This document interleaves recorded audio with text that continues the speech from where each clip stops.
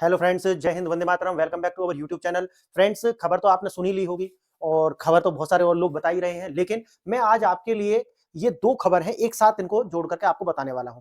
एक तो ये वाला है जो आप देख रहे हैं कि जो एनसीईआरटी है उसको एक डीम्ड यूनिवर्सिटी जो है बनाने का जो सरकार एक प्रस्ताव है, और मान के चलिए वो दस्तावेज पूरे हो गए हैं, यूजीसी के पास है और यूजीसी जो है वो इसे मान्यता देने वाली है। क्लियर? उसमें ज्यादा टाइम लगेगा नहीं, लेकिन महत्वपूर्ण ये नहीं है, महत्वपूर्ण दूसरा सवाल है। मैंने एक वीडियो बनाई थी, मैंने बताया था कि किस प्रकार से भारत सरकार 2025 में विकसित भारत शिक्षा अधिष्ठान बिल, इसके ऊपर वीडियो बनाई थी 2025, ये लेकर के आई है। ठीक। लेकिन अब उसके तुरंत बाद सरकार जो है ये प्रस्ताव लेकर के आई है कि एनसीईआरटी जो है उसको एज ए डीम्ड यूनिवर्सिटी बनाया जाएगा। अब इसके पीछे दो तीन सवाल जो है जो आपके दिमाग में आने चाहिए कि सरकार ऐसा क्यों कर रही है। पहली बात, ठीक है, इस तरह से विश्लेषण लोग करते नहीं है, लेकिन मैं आपके लिए इस तरह का विश्लेषण लेकर के आऊंगा कि जिसमें आप एकदम मल्टी जो है मल्टी डायमेंशनल जो है अप्रोच हम लेकर के चलेंगे, क्योंकि हम एकांगी नहीं सोचते। ठीक है, मेरी वो आदत नहीं है, मुझे हमेशा मल्टी डायमेंशनल सोचने की आदत है, तो हम वही सोचेंगे। और दो तीन एक्ट जो है उन्हें लिंक करके मैं आपको बताने वाला हूं और आपको बताऊंगा कि ये किस प्रकार से जो भारत का जो भविष्य है उसे तय करने वाला है। और तीसरी बात जो है वो ये है कि मैं भी इससे पहले से सोचता रहा कि 2014 में सरकार आई, लेकिन सरकार ने आने के बाद में जो हमारा भविष्य है, जो हमारा भविष्य क्या है, हमारे जो बच्चे हैं वो अपने देश यानी कि राष्ट्र प्रेम की जो भावना है उनके अंदर होनी चाहिए। यानी कि उनके अंदर वो भावना होनी चाहिए कि राष्ट्र प्रथम होने पर ही हमारा हमारा हमारा क्या नारा है, राष्ट्र प्रथम है, यानी कि देश प्रथम होना चाहिए। हम भारत को क्या है, हम कहते हैं कि भारत माता है, यानी कि हम उसको पूजनीय मानते हैं। लेकिन ये भावना आज के समाज में देखा होगा आपने भी कि आपको ऐसे लोग इसी वीडियो के कमेंट में मिल जाएंगे जो नामधारी जो है वो हिंदू दिखेंगे आपको, लेकिन उनकी जो विचारधारा है वो वही कम्युनिस्ट और पाकिस्तानी आपको मिलने वाली है। पाकिस्तानी का मतलब है एक तरीका से जो है उनकी जो विचारधारा है वो आपको एक तरीका से जिहादी माइंडसेट आपको मिलने वाला है। अब ये शिकायत हमारी पहले भी रही है सरकारों से कि भाई सरकार ने क्यों ऐसा नहीं किया। क्यों? क्योंकि अगर हम यूपीए सरकार से इसकी तुलना करते हैं तो यूपीए सरकार में आपने देखा होगा कि 2014 में सरकार ने आते ही तुरंत एनसीईआरटी जो है उनको बदलवा दिया और दोबारा से पुनर्लेखन उसमें करा दिया, और उसी में उन्होंने बहुत सारा एजेंडा जो है डाल दिया ताकि बच्चों को पता भी ना चले, और हमारे जो बच्चे थे वो उन्हीं को पढ़ करके, हम भी उन्हें पढ़ करके जो है बड़े हो गए हैं। लेकिन वही है, फिर जागरूकता आती, पता चलता है कि ये सब क्या फ्रॉड गिरदी जो है पिछली सरकारों ने हमारे साथ कर दी है। अब आते हैं आज का जो मेन मुद्दा है। मेन मुद्दा क्या है? मेन मुद्दा है कि एनसीईआरटी को जो है यूजीसी मान्यता देगी और ये डीम्ड यूनिवर्सिटी बनेगी। अब जैसे ही मैं इस बात को कहता हूं तो आपके मन में दो तीन सवाल जो है वो आते हैं कि भाई ये होगा कैसे, ये होगा कैसे, ये हो क्यों रहा है? ये भी सवाल आगे आपका मन में आएगा। कैसे होगा ये भी आपके मन में आ रहा होगा, और फिर लास्ट में ये भी आ रहा होगा कि डीम्ड यूनिवर्सिटी होती क्या है। तो ये सारे सवाल प्लस इससे ही जोड़ करके कि ये भारत का भविष्य कैसे बदल देगा, जो मेरी शिकायत सरकार से रही कि भाई आप जो है एजुकेशन को बदलिए ताकि जो बच्चे हैं वो राष्ट्र प्रथम की भावना से भर जाएं और अपने देश का जो भला है वो अपने देश से जोड़ करके देखें, ना कि अमेरिका और पाकिस्तान से। तो आज इन्हीं सभी को लेकर के मैं चर्चा करूंगा और चलते हैं और मैं आपको बताता हूं मामला जो है क्या है। मामला जैसे कि अब आपको पता चली गया होगा, एनसीईआरटी बनेगा विश्वविद्यालय, जाने क्या है बदलाव हो जाएंगे। क्या क्या बदलाव होंगे? वो जो चार क्वेश्चन मैंने आपको बताए हैं। डीम्ड यूनिवर्सिटी का जो मतलब है, जैसे कि आपको पता है कि अगर कोई भी ऐसा जो प्रतिष्ठान या यूनिवर्सिटी जहां पर एक निश्चित ईयर में, निश्चित समय काल में जिसके द्वारा उत्कृष्ट कार्य किए गए हैं, मतलब उत्कृष्ट कार्य किए गए हैं, उसको डीम्ड यूनिवर्सिटी के रूप में रिकॉग्नाइज कर सकती है यूजीसी। अब मैं आपको जो नेक्स्ट वाला है उसमें यह बताने वाला हूं कि ये जो यूजीसी है इसको भी नेक्स्ट कदम में सरकार समाप्त करने वाली है और एक एकीकृत व्यवस्था लेकर के आएगी। एक वीडियो मैंने बनाई थी उसी के ऊपर, आप मेरे टेलीग्राम से जुड़ जाना। टेलीग्राम पर आपको सारी जितनी, क्योंकि कई सारे चैनल है तो मैं वीडियो अलग अलग चैनल्स पर डालता रहता हूं, तो लेकिन लिंक सारे जो है आपको टेलीग्राम पर मिल जाएंगे, तो वो ज्वाइन कर लेना, वहां से आपको वीडियो मिल जाएगी। तो वही है कि आने वाले समय में यूजीसी को भी समाप्त करेगी सरकार, और सरकार जो है ला करके एक यूनिफाइड वो बनाने वाली है, एक आयोग बनाएगी और उस आयोग के नीचे 3 काउंसिल्स बनाएगी। वो मैंने उस वीडियो में समझाया है। लेकिन अब जैसा कि मैंने आपको बताया, कोर्स सिलेबस और फीस तय करने का जो अधिकार है, कोई डीम्ड यूनिवर्सिटी जो होती है उसको ये सारे अधिकार होते हैं कि वो अपना कोर्स जो है वो डिजाइन करे। और ये जो कोर्स है ना, इसी के अंदर मेरा वो सवाल छुपा हुआ है कि सरकार किस प्रकार से बच्चों के अंदर राष्ट्र प्रेम की जो भावना है, क्योंकि राष्ट्र को यूनाइट करना, अखंडता और एकता जो है वो सुनिश्चित करना, लेकिन एनसीईआरटी इस वाले मोटिव को पूरा नहीं करती। आप अगर आप एनसीईआरटी पढ़ेंगे ढंग से तो आपको वो ये जो राष्ट्र की एकता और अखंडता को पूरी करते हुए समझ में नहीं आएंगे। यानी कि उनके अंदर वही जो है कम्युनिस्ट विचारधारा घुसा दी गई है कि जो पुरुष को स्त्री से बांट कर देखती है, ऊंचे को नीचे से, इस जाति को उस जाति से, यानी कि हमेशा वही जो विचारधारा, क्योंकि कम्युनिस्टों के द्वारा लिखी गई है। अब देखिए, कोर्स सिलेबस, यानी कि अगर डीम्ड यूनिवर्सिटी बनती है तो कोर्स वो अपने आप डिजाइन करेगी। तो जो मेरा कंसर्न है वो यहाँ पर सॉल्व हो जाएगा।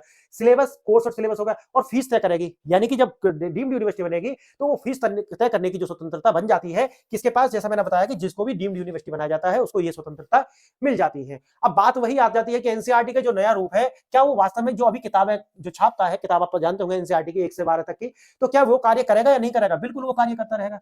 वो उसका प्राथमिक कार्य है। समझ गए मेरी बात? तो वो इसका प्राथमिक कार्य है। डिग्री देने का अधिकार इसको मिल जाएगा, जिसमें वो ग्रेजुएशन और पोस्ट ग्रेजुएशन और पीएचडी। अब मैं बताऊंगा ऐसा वो कर क्यों रहे हैं, ये सारे कारण मैं आपको आने वाली स्लाइड्स में गिनाऊंगा कि ऐसा करने से हो क्या जाएगा। सरकार के 2-3 उद्देश्य हैं जो मैंने आपको बताया है। एक तो वही है, राष्ट्र की एकता और अखंडता को सुनिश्चित करेगा, इस तरीका का करिकुलम जो डिजाइन करा जाएगा कि बच्चे अपने देश के विषय में इस तरीका से सोच पाए।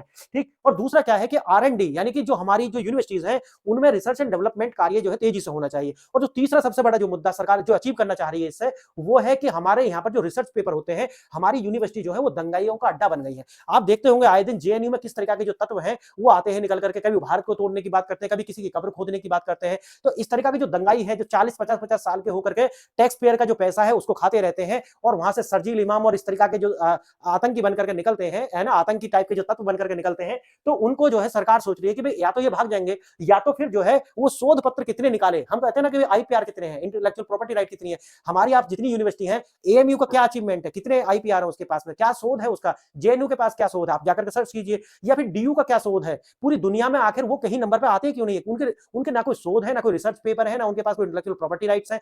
तो सरकार ये चाह रही है कि ये जो दंगाइयों के जो अड्डे बने हुए हैं और 40-40 साल तक यहाँ पर टैक्स पेयर का जो पैसा खा रहे हैं ये लोग बैठ करके, इनको जो है दिशा दी जानी चाहिए। क्लियर है? आगे मैं बताऊंगा ये सारी चीजें आपको विस्तार से। शिक्षा और शोध का विस्तार।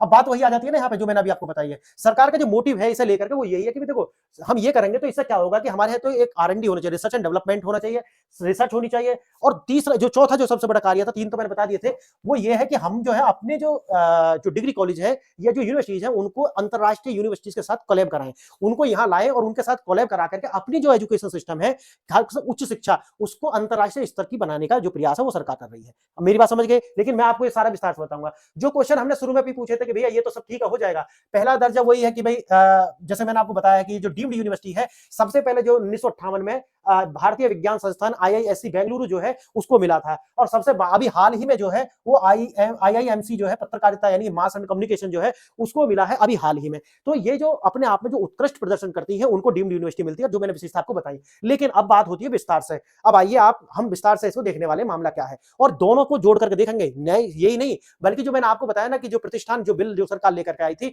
उसके अंदर क्या क्या प्रोविजन है, 2-3-4 प्रोविजन जल्दी जल्दी उसका बता दूंगा, और ये पूरा ताकि ये आप पूरी होलिस्टिक पिक्चर समझ जाए कि क्या होने वाला है। आप ठीक। अब मैंने जैसा कि आपको बताया कि जो एनसीईआरटी जो है, राष्ट्रीय शैक्षणिक अनुसंधान और प्रशिक्षण परिषद जो है, इसको एक डीम्ड यूनिवर्सिटी देने का प्रयास है। अब क्लियर आप समझ गए होंगे डीम्ड यूनिवर्सिटी होती क्या है। अब इसका विस्तार जो सीमित किताबों से शिक्षा और रिसर्च तक किया जाएगा, सरकार का मोटिव भी आप समझ गए होंगे। अब बात वही क्वेश्चन जो आपके दिमाग में आए होंगे कि भी ये जो हो क्यों रहा है, क्या हो रहा है, क्यों हो रहा है, बताए हैं मैंने अभी। क्या हो रहा है ये तो बता दिया मैंने अभी आपको, क्यों हो रहा है वो भी मैंने आपको बता दिया, कैसे होगा, यूजीसी के द्वारा मान्यता प्राप्त होगी और बाद में जो है यूजीसी को खत्म करेंगे। ठीक है, वो मैं अभी आगे आपको बताऊंगा यूजीसी को खत्म क्यों करेंगे। और तीसरा जो आपके मन में आ रहा होगा कि द अप्रूव्ड प्रोसेस क्या होगा, दस्तावेज तैयार हो गए हैं, जाकर के वो जो यूजीसी को देंगे, यूजीसी मान्यता दे देगी। ठीक है। अब है डीम्ड यूनिवर्सिटी, ये मैंने आपको इसका जवाब दे दिया, डीम्ड यूनिवर्सिटी होती क्या, विस्तार से भी बता दूंगा। और पांचवा जो प्रश्न था, क्या और कैसे बदलेगा, क्या क्या बदल जाएगा, जो लास्ट में मैंने बताया है बदलेगा वही। एक तो वो इंटरनेशनल यूनिवर्सिटी के साथ कोलैब्स वगैरह कराने की बात है, आइए विस्तार से देखेंगे क्या है। एनसीईआरटी डीम्ड यूनिवर्सिटी का दर्जा देने के प्रस्ताव अंतिम चरण में है, लगभग काम पूरा हो चुका है। यानी कि एनसीईआरटी क्या करती है वो तो आपको समझ में आ गया होगा। यह प्रस्ताव यूनिवर्सिटी ग्रांट कमीशन यूजीसी के पास जो है विचाराधीन है और यूनिवर्सिटी इसको देगी, क्योंकि आने वाले समय में यूजीसी को खत्म करने वाले हैं, वो अभी बताऊंगा मैं आगे आपको। इसमें सभी आवश्यक दस्तावेजी औपचारिकताएं जो है वो पूरी कर ली गई हैं। यूजीसी की अगली बैठक में इस पर अंतिम फैसला हो जाने वाला है, मतलब आप मानिए काम पूरा हो चुका है। अब बात आती है कि ये जो है नेशनल एजुकेशन पॉलिसी जो 2020 में लाए थे, क्या उसके साथ ही अलाइन करेगा, ये उसी के साथ अलाइन करेगा, क्योंकि मैंने आपको अभी आगे बताने वाला हूं मैं कि जो प्रतिष्ठान जो बिल लेकर के आए हैं वो प्रतिष्ठान बिल भी जो है एनईईपी के साथ ही जो अलाइंड है। अब देखिए उच्च शिक्षण पर फोकस, बात वही आ गया कि सरकार जो है ये कह रही है कि हमें उच्च शिक्षा पर फोकस करना पड़ेगा, और फोकस करने का जो मेन कारण है सरकार क्या बता रही है, जैसे कि हमारे यहाँ से ज्यादा तो पीएचडी जो होंगे लोग वो आर&डी पर ध्यान देने चाहिए, और जो पीएचडी होंगे उनके जो शोध पत्र हैं वो अंतरराष्ट्रीय स्तर के होने चाहिए। क्लियर है, ताकि आईपीआर हमारे यहाँ से ज्यादा रजिस्टर्ड हो। एनसीईआरटी के दायरे में जो किताबों से बढ़ा करके यूनिवर्सिटी का दर्जा दिया जाएगा, जिससे वो इसको रेगुलेट कर पाएगी। आगे मैं बताने वाला हूँ क्या क्या होगा। देखिए मंजूरी की प्रक्रिया क्या होगी, जैसे मैंने आपको बताया प्रपोजल गया है, यूजीसी ने रिसीव किया है, यूजीसी के पास रिकमेंडेशन होंगी और फिर सरकार जो है केंद्र सरकार की जो मंजूरी उसे मिल जाएंगी, रिकमेंडेशन सरकार के पास जाएंगी, सरकार जो है उसको अंतिम रूप से जो है अपनी मंजूरी दे देगी। अब देखिए डीम्ड यूनिवर्सिटी क्या होती है, जो मैंने आपको बताया है, यह दर्जा जो है उनको दिया जाएगा जिनका एक विशेष क्षेत्र में एक लंबे समय तक विशेष क्षेत्र में एक लंबे समय तक उत्कृष्ट प्रदर्शन रहा हो, यानी कि अच्छा कार्य उन्होंने एक्सीलेंस वर्क किया है, उन्होंने एक लंबे समय तक उसका प्रभाव रहा है। अगर ऐसा देखती है सरकार तो उसको डीम्ड यूनिवर्सिटी बता देती है। अभी तक टोटल 145 डीम्ड यूनिवर्सिटी का जो दर्जा है, भारत में ऐसी यूनिवर्सिटी है जिनको 145 उनकी संख्या है।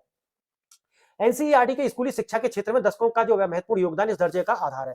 अब दूसरी बात यह भी है कि जो मैं आगे आपको बताने भी वाला हूं कि इससे हो क्या रहा है कि जो इंटीग्रेशन है वो हो नहीं पा रहा है, एजेंसियों के बीच में इंटीग्रेशन नहीं हो पा रहा। एक तो यूजीसी हो गई, एक होती है एआईसीटीई, है ना, और मैं आगे आपको बताऊंगा, ये सारी की सारी जो है उनके बीच में एक समन्वय लाने का जो है सरकार जो है प्रयास कर रही है। अब उससे ऐसा हो क्यों रहा है, क्योंकि अल-फलाह का केस आपने सुना होगा, अल-फलाह के साथ यही हुआ कि भाई अल-फलाह जो थी उसको कहीं से भी आपस में पता नहीं थी, लेकिन किसी ने भी उसको क्या दे दिया, यूजीसी को ही बताया जा रहा है कि यूजीसी ने उसको मान्यता दे दिया, लेकिन सरकार को उसका पता नहीं है। तो इस तरीका की जो ये जो लूप होल है उनको बंद करने के लिए भी ये सारे के सारे प्रयास है उसके बाद में शुरू हुए हैं। अब डीम्ड यूनिवर्सिटी क्या होती है ये मैंने आपको बता दिया, उससे होने से क्या होगा, एक तो उनको अपने कोर्स और सिलेबस बनाने की स्वतंत्रता मिल जाएगी अगर कोई डीम्ड यूनिवर्सिटी है, सरकार का ज्यादा उसमें जो इंटरफेरेंस नहीं रहेगा। फिर है फीस संरचना, यानी कि अगर फीस स्ट्रक्चर देखते हो तो वो अपने हिसाब से डिजाइन कर सकते हैं जैसी जैसी वो सुविधाएं दे रहे हैं। फिर है एडमिशन के नियम, यानी कि एडमिशन वो कैसे लेंगे, उनका जो है एडमिशन लेते समय जो सिलेबस होगा, टेस्ट लेंगे, क्या लेंगे, वो भी डीम्ड यूनिवर्सिटी जो है वो स्वयं तय करती है। अब आता है परीक्षा का संचालन, यानी कि परीक्षा भी जो है वो अपने हिसाब से कंडक्ट करती है डीम्ड यूनिवर्सिटी।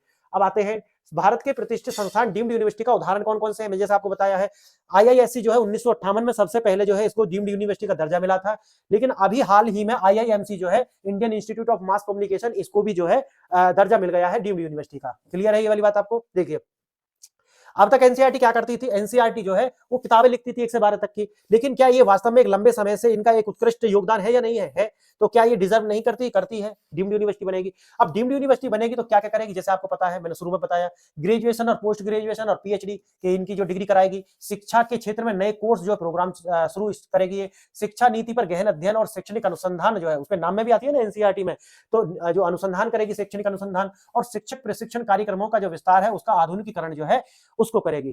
तो ये एक सेंटर यूनिवर्सिटी, एक सेंटर इंस्टीट्यूशन भी बन जाएगा। ठीक है, अब है तो क्या एनसीईआरटी अब किताबें प्रकाशित नहीं करेगी? नहीं नहीं, वो जो उसका प्राथमिक कार्य है वो तो वो करती ही रहेगी, ये तो है।